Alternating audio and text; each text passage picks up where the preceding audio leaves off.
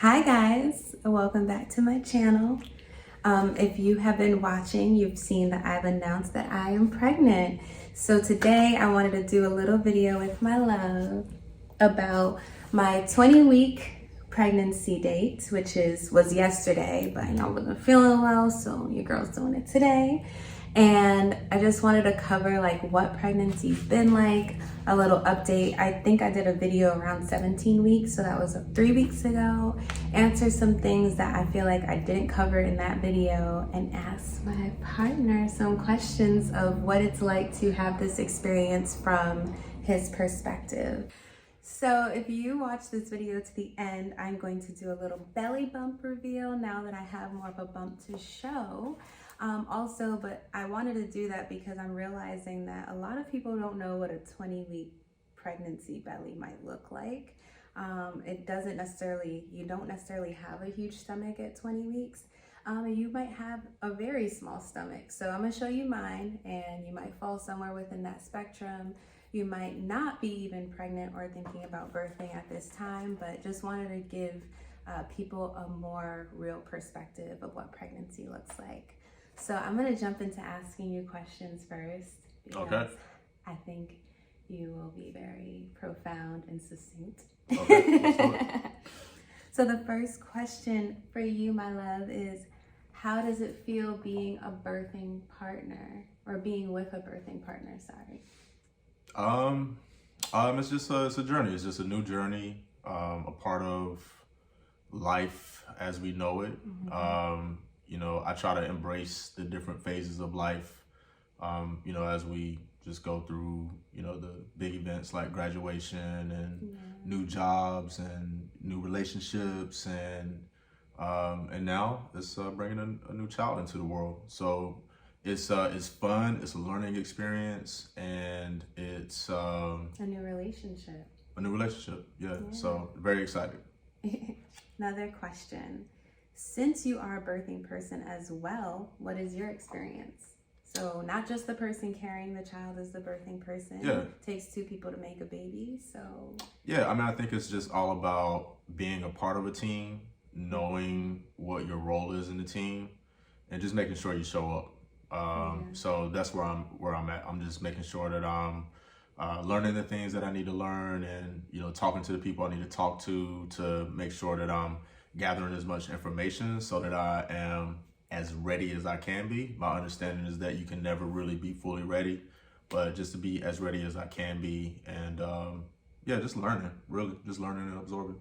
And I will co-sign and say that you absolutely do that, and you're thoughtful. So I have a doula as part of my birth team, and we had a call with her, and I just noticed how well Jack took the reins in terms of thinking about things that I wasn't thinking about to ask her, as well as putting making sure that my interests would be taken care of, like asking her already, like if the baby's sleeping and she can pump, can I get up during the night so that Nicole can get more sleep? And I just think that having a partner that's really thoughtful and thinks of you in that way, and sees it as they know that naturally the person carrying the child tends to have more of the responsibility, especially when it comes to breastfeeding things. So how can you jump in and be a support system to them during that time? So thank you, my love. Yes, definitely. Another question. All right. So what advice do you have for expecting fathers, since that's what you are? Yeah, just don't limit yourself. I know that if you are in a heterosexual heterosexual relationship, that as a man, don't limit yourself to what you can and can't do. I think that it's about it being as equal of an exchange as possible. Obviously, I'm not going to be able to do stuff like breastfeed physically, but as she mentioned, if there's a way that I can supplement for that, right? So if you can breast pump, and I can feed the baby, things like that. So just don't limit yourself to, well, I'm the man, so I only do this or I don't do that. Because I think that the more that you can kind of exchange off task, the more you can create space for each other to have that little bit of time to yourself, which I think is very important for parents. Yes, and I feel like in any relationship, having time for yourself is really important, but especially when you are bringing another child into the situation, because that's more time taken away from your daily routine. Also in creating a new routine. And I'll go into that as I go into more questions. I got one more thing. Okay, go ahead. Don't get lazy. Like, take care of your body, because you'll have a 20-week bump as well. If you don't. Dad bod is real. I don't care how old you are. Wait, I thought he was answering that for me. He's still answering the question. I'm asking for me. Yeah, these for the guys and the partners that aren't carrying, that like, take care of yourself on a base level so that you can show up and do the things that you need to do. So physically taking care of yourself, eating the right thing, drinking water, those kinds of things. And also when you do that, it helps your partner do that, because trust me, I get pregnancy cravings and things, and not all the things I want to eat should I eat, but having a partner that has really good eating habits really helps. And cooking together, meal prepping, things like that absolutely help. When you're pregnant, because you are hungry all the time, well, I wouldn't say I'm as hungry as maybe other expectant birthing parents are, but I will say it's still important to be eating consistently and nutrient-rich foods when you are hungry, and not necessarily going for junk, because that's not gonna provide any nutrients for the baby, and the baby will eat you, as my doula and midwife say. Another question. So, are you looking forward to finding out the gender? Because we find out in a few days, and we have our speculations as what we think the baby might be, but we are also kind of open. But I just want to, have you share it here. Yeah, I am excited. I think that I'm like a more information the better type of person. So like, kind of knowing will probably help solidify some visualizations in my head about kind of what to expect. We are in a age and an era where there's a wider spectrum of how people think about like gender and things like that. So I know there's people who believe in a non-binary approach. So we want to be respectful to people who that's your view and your perspective. So we're saying assigned gender. This is the assigned gender that our baby is getting. But if something changes in the future and, our baby tells us that, hey, I don't feel the way that I was assigned, we're open to that. Yeah, and prepared, because I feel like, one, I have friends on the spectrum, and so does Jack, and I think with that, you get a different understanding than what we may have grown up with of what that looks like. So understanding how hard it can be when you're not accepted for who you are. And I think us as people who've dealt with that in different aspects of our life, whether it's race or education, things like that, we just want to make sure we have that compassion and empathy for our child. So very importante. Next question. What did you not expect regarding pregnancy? What did I not expect?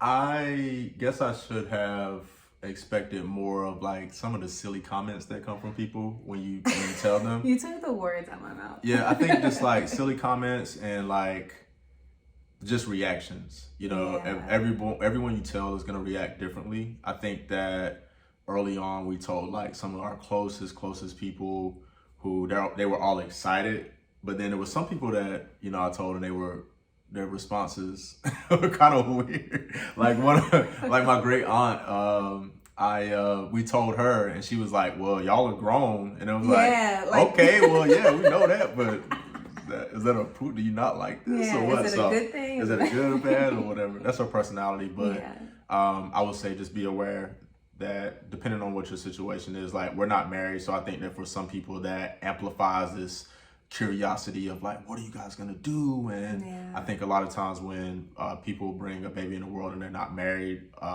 family members and friends can be concerned about like stability. We're not worried about that, but we get those comments. So just depending on where you are and what your just kind of what your status is, you may get different responses. and be like so happy for whatever decision you choose to make. Not everyone who finds out they're pregnant chooses to keep the baby or chooses to, or keep the embryo, I should say. But I would say if you are truly happy with your decision and you are hearing comments that aren't necessarily in alignment with what you've expected, don't let that deter you from the choice you've made, or you're, just enjoying your happiness or the space you're in. Because I feel like sometimes I let a few comments get to me personally, and like looking back, it's like it didn't even matter, We're still here, we're still happy. Push them to the side. Exactly. Take note, push them to the side. Next question. Oh, well, this was actually questions for me now. Okay. Am I supposed to ask these? Where are they? Well, you can. I love that. I love that for us. Right here. If you could read my handwriting.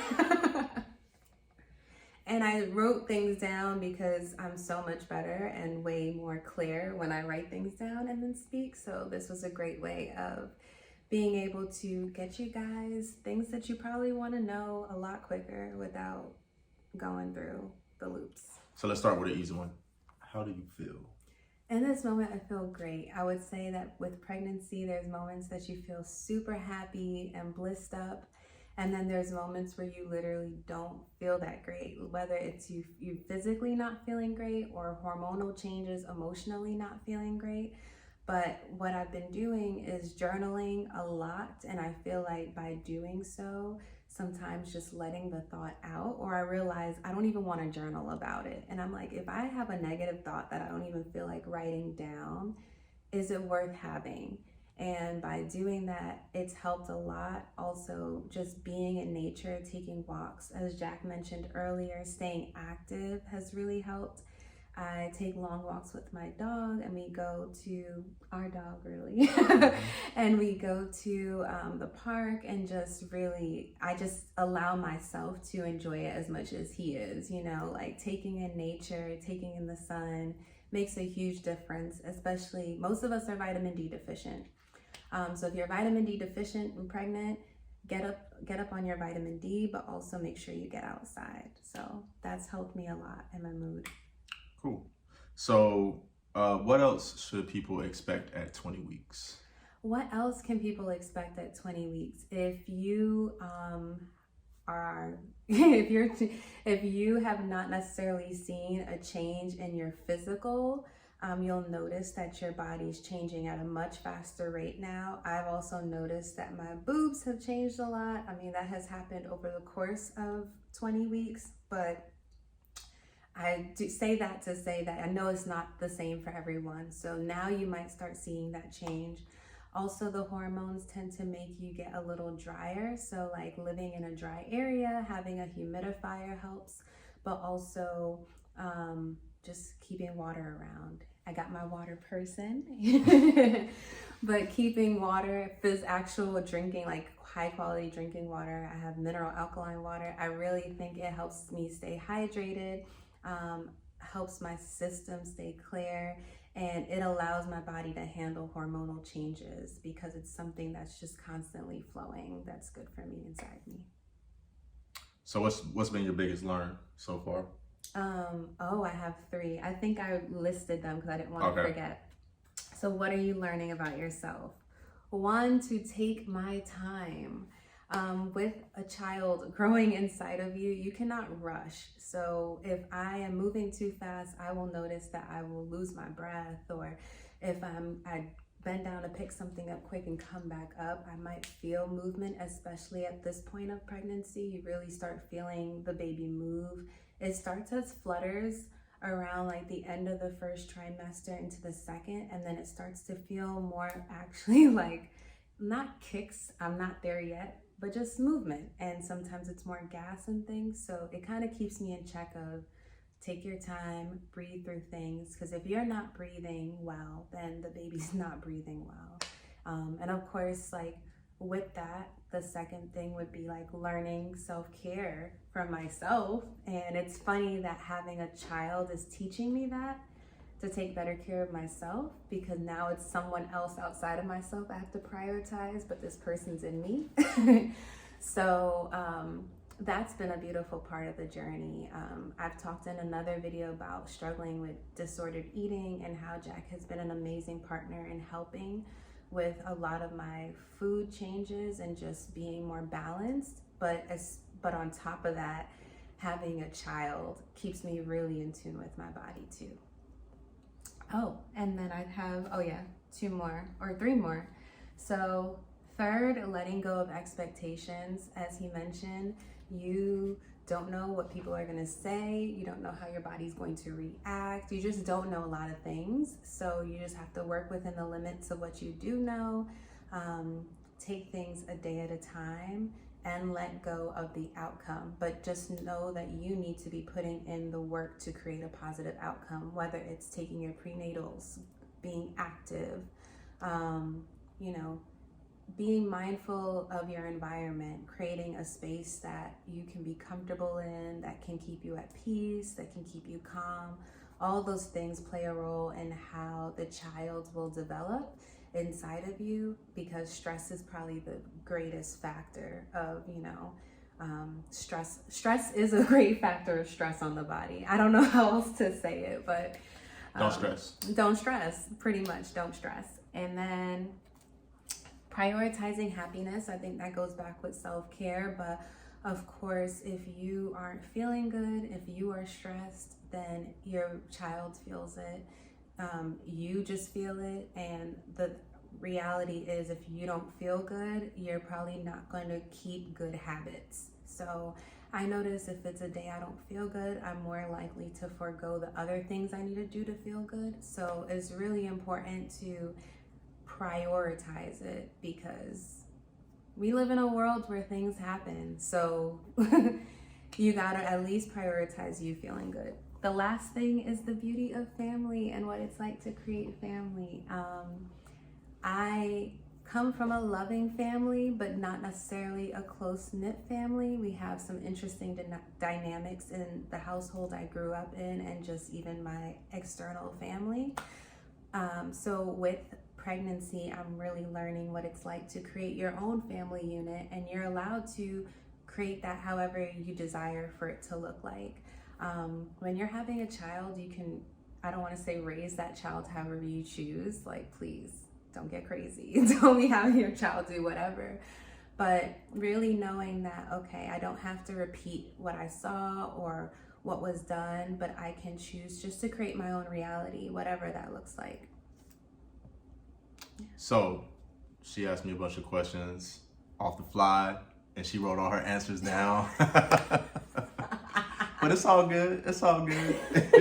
I know for next video, but I'm gonna be like, can I see those questions first? Could you see why I had to? Yeah, no, totally. Well, I actually had some questions in here for you. Wait, you already asked me questions. Jack answers this too. What are you learning about yourself? What am I learning about myself? Yeah. I am just learning how to, I think I've always balanced a lot of things, but I'm now learning how to do that with, with bringing another person in, right? And someone who's gonna need a lot of attention, someone who's gonna need a lot of nurturing and nourishment and all those things. And just working with a busy schedule and with a whole lot of things to do, but making that space for the baby to have what they need. So I think that's been one of the biggest learns. And then another thing, what do you look forward to with a child? I look forward to building an escape ramp in the house. I know I'm just skipping over all kinds of things. I look forward to playing a lot of really good music, classic music for the kid before like the full technology thing kind of pulls them in, so they have a good foundation of like good classic music.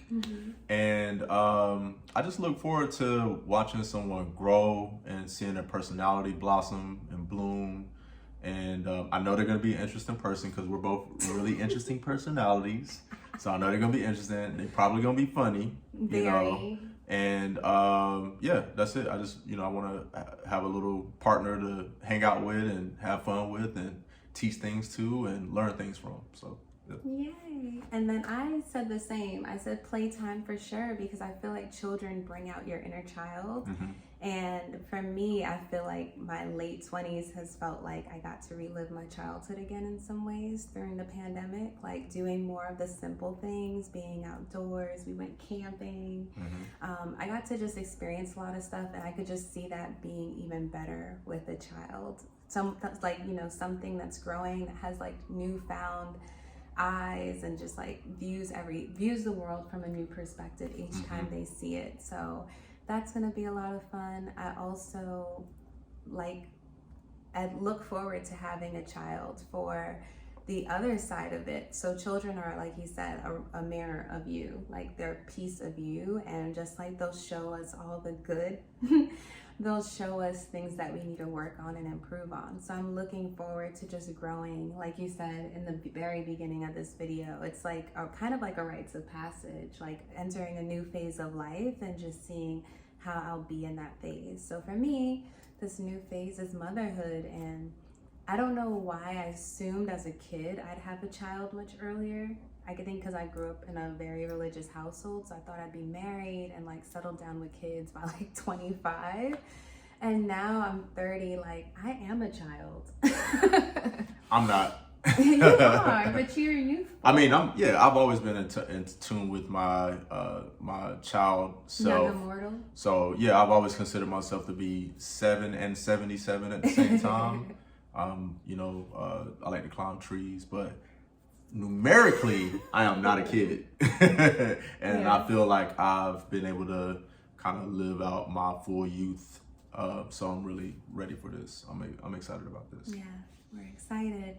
So if you've watched till now, you get to get a sneak peek at my 20-week belly. So again, another thing about maternity, I'm still trying to figure out the clothing situation, because I want stuff that's cute, that's easy, but I also don't want to put all the mental energy into doing the search.